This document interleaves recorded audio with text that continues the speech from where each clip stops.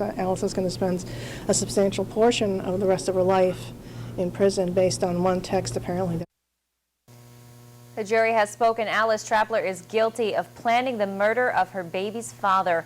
Trappler is charged with 2 counts of murder and faces 25 years to life in jail. Good evening, I'm Renata Steele. I'm Scott Cook. Thanks for choosing WENY-HD News at 6. Now, last fall, as you all know, Alice Trappler was accused of conspiring with her ex-husband and his stepbrother to kill Daniel Bennett of Dix. And after looking at an overwhelming amount of evidence, including text messages between Trappler and the alleged triggerman, the jury has sided with the prosecution. WENY-HD's Tanja Rekhi has followed this trial from the beginning. She's got the story from Schuyler County Court in Watkins Glen. After over 2 weeks in court and 4 hours of deliberations, the jury has reached a verdict. Defense attorney Susan Beth Chatomer says a jury member told her the deciding piece of evidence didn't come from the courtroom. It was a text jurors read while poring over court documents in the jury room. The juror wouldn't give specifics about that text message.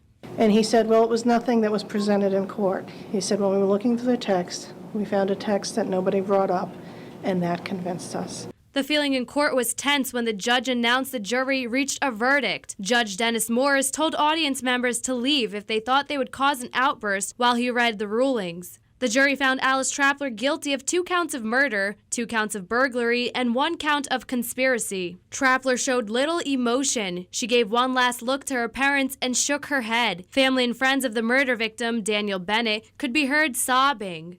In our minds, there was no doubt that she was guilty.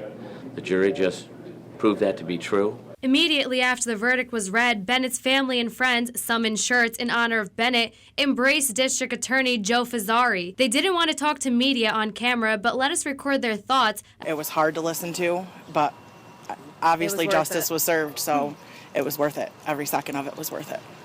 Alice Trappler's sentencing is in July, but her defense attorney says she still believes that Trappler is innocent, so she's going to appeal. In Watkins Glen, Tanja Rekhi, WENY-HD News.